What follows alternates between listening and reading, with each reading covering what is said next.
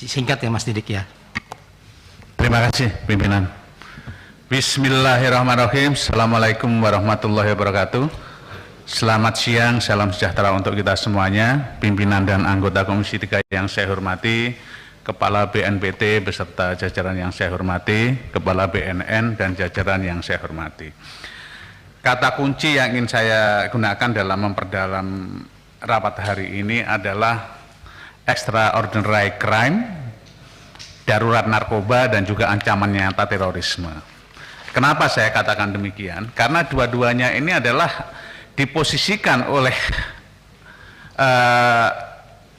negara kita ini adalah sebuah lembaga yang harus menangani persoalan-persoalan yang sangat luar biasa. Narkoba, terorisme ini adalah extraordinary crimes gitu. Musuh negara gitu, kalau kita bicara itu.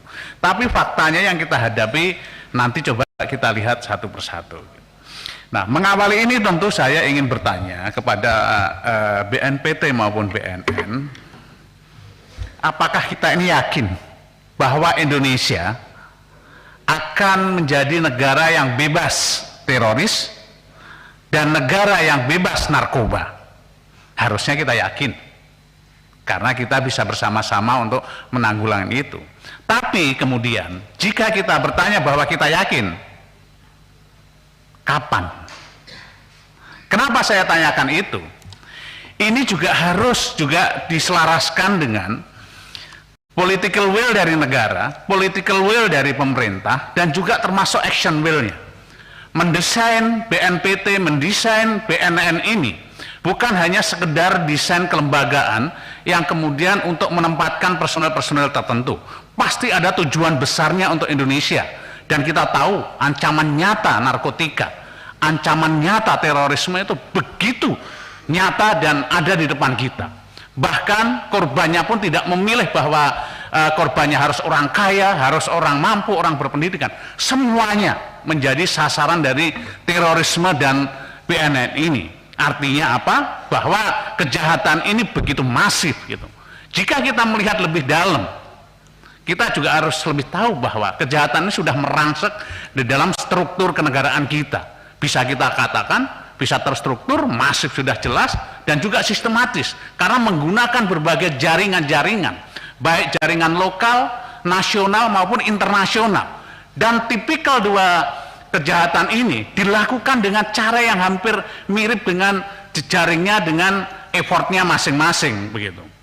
Nah, inilah yang saya ingin tanya kepada BNPT dan BNN, apakah political will negara dan juga action will negara ini atau pemerintah ini sudah cukup untuk memberikan perhatian kepada BNPT maupun BNN dalam mengendalikan ini jika dilihat dari politik anggarannya. Kalau melihat tugas dan tanggung jawabnya atau tusi dari BNN BNPT ini sungguh ngeri begitu, sungguh besar, dan kondisi nyatanya yang dihadapi tidak gampang gitu. Saya tahu bahwa BNPT BNN juga diberikan tugas untuk merumuskan sebuah kebijakan sekaligus menjalankan begitu. Ini tugas yang nggak gampang. Saya yakin melihat persoalan yang ada, jika merumuskan kebijakan dari pemberantasan narkoba maupun teroris ini sangat besar, Pak. Agak besar gitu. Cuman gimana mengimplementasikan atau menjalankan ini juga persoalan lain.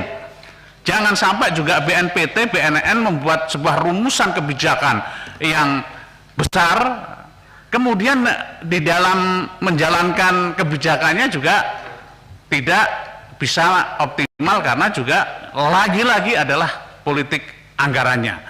Nah, saya ingin mempertanyakan kepada pemerintah kita dan kita semuanya ini, ya apa cocok antara, kalau orang Jawa itu antara hati sama lati ini apakah sinkron? Kita selalu bicara darurat narkoba dan ini nyata. Kita selalu bicara ancaman terorisme yang bisa meluluh lantakkan bangsa ini. Semuanya bicara itu, Pak. Tapi tiap tahun kita bicara regularly adalah bicara politik anggaran. Politik anggarannya ini juga tidak berubah dari tahun-tahun yang lalu. Seolah-olah hanya sekedar menggeser-geser angka-angka saja, mengurang tambah di sana, tapi tidak ada roadmap yang utuh di dalam penanganan terorisme ini. Nah, untuk itu saya berharap pada kesempatan pertama ini ke depan, saya berharap BNPT maupun BNN mampu untuk membuat roadmap yang utuh. Kapan Indonesia ini bisa terbebas dari terorisme? Kapan Indonesia ini bisa bebas dari narkoba? Artinya apa? Di situ kita berharap peta jalannya jelas, termasuk politik anggarannya, sehingga siapapun yang ada memimpin BNN atau BNPT ini bisa meneruskan konsep besar 5 tahun menjabat kemudian digantikan besok, apa capaiannya dalam roadmap itu, sehingga anggaran yang kita susun itu tidak tahun ke tahun, bukan hanya reguler saja, tapi terkonsep dengan outcome, terkonsep dengan hasil, sehingga apa yang kurang, apa yang lebih, yang sekarang menjabat dan yang menggantikan bisa meneruskan peta jalan itu. Nah, ini yang saya harapkan. Kemudian kedua, selain extraordinary adalah bahwa paradigma. Ini juga harus kita bicara paradigma. Paradigma ini bukan hanya paradigma masyarakat, tapi juga paradigma pengambil kebijakan, termasuk pemerintah dan kita gitu. Nah, ancaman nyata terorisme dan juga darurat narkoba. Nah, apakah kita semuanya, apakah pengambil kebijakan dan pemerintah juga sudah jujur dan aware bahwa kondisi narkoba kita ini sudah darurat? Apakah terorismenya ini menjadi ancaman nyata gitu? Karena apa? Lagi-lagi saya katakan, jika kemudian pemimpin kita ini mengatakan darurat narkoba, ancaman nyata terorisme, apalagi menghadapi pemilu, tidak sinkron dengan politik anggarannya. Mohon maaf, dengan segala hormat begitu. Karena apa yang direpresentasikan oleh BNPT maupun BNN di dalam detail penganggarannya ini, ya belanjanya sangat sedikit, Pak, untuk menghadapi ancaman nyata itu. Apalagi jika di breakdown lagi antara kebutuhan pegawai, kebutuhan operasional dan kebutuhan yang diharapkan di dalam pengentasan tugas tanggung jawabnya ini, ya nggak balance gitu, nggak cukup begitu. Nah, karena apa? Saya ingin mengatakan, Pak, mengingatkan waktu ya, udah 7 menit. Ya, Ketua. Saya ingin mengatakan bahwa BNN maupun terorisme ini juga memang tidak mudah ancamannya, karena kita tahu gitu, jika tahun 2016 khususnya BNN ini, presiden kita mengatakan ini darurat narkoba. Kenapa darurat narkoba? Ini 2016 saya catat. Kenapa darurat narkoba?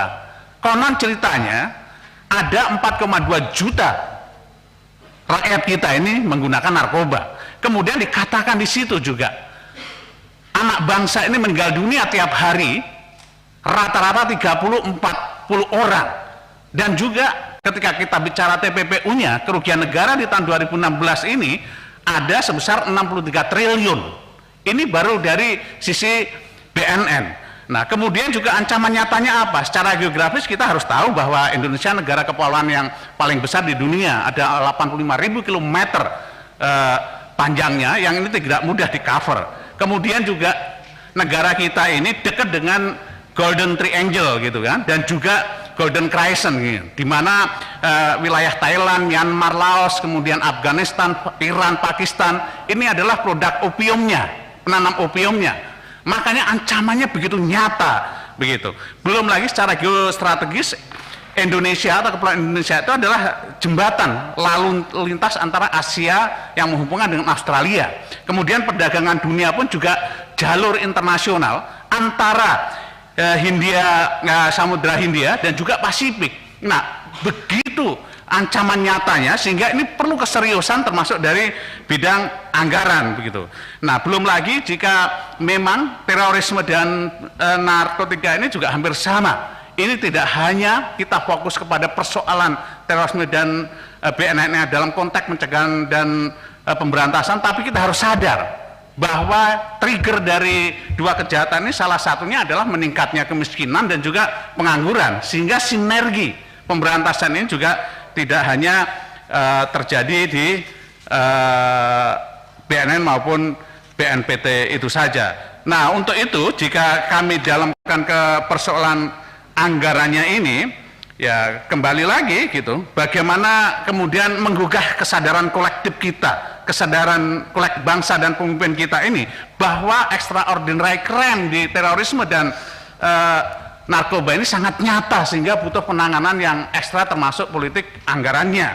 Mas Didik, ya, fokus ke anggaran terakhir, saja. Pak. Nanti kita di pengawasan itu. Ya, dan mengenai masalah keuangan tentu di dalam anggaran ini tidak main-main, karena anggaran ini jangan sampai hanya jadi propaganda untuk popularisme, tapi kita harus nyata untuk memberikan dukungan sepenuhnya kepada BNPT maupun BNN. Anggarannya mohon maaf ini juga masih terlalu terbatas jika melihat tugas dan tanggung jawabnya.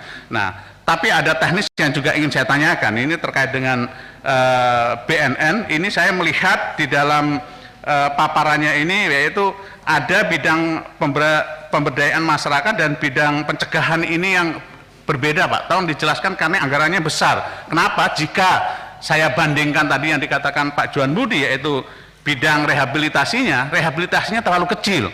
Padahal kita tahu bahwa korban dari narkotika yang sekarang ini ada di penjara ini ya pengguna-pengguna semuanya yang harus direhabilitasi, karena ini juga persoalan baru di lapas. Dan terakhir tentu saya mengingatkan kepada BNPT, salah satu persoalannya adalah penyesuaian struktur dengan undang-undang baru, dan hingga saat ini penyesuaian struktur itu belum terjadi.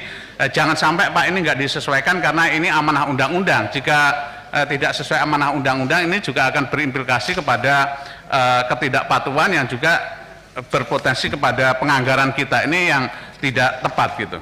Mungkin itu Ketua yang dapat saya sampaikan. Akhirul kalam, billahi taufiq wal hidayah. Wassalamualaikum warahmatullahi wabarakatuh.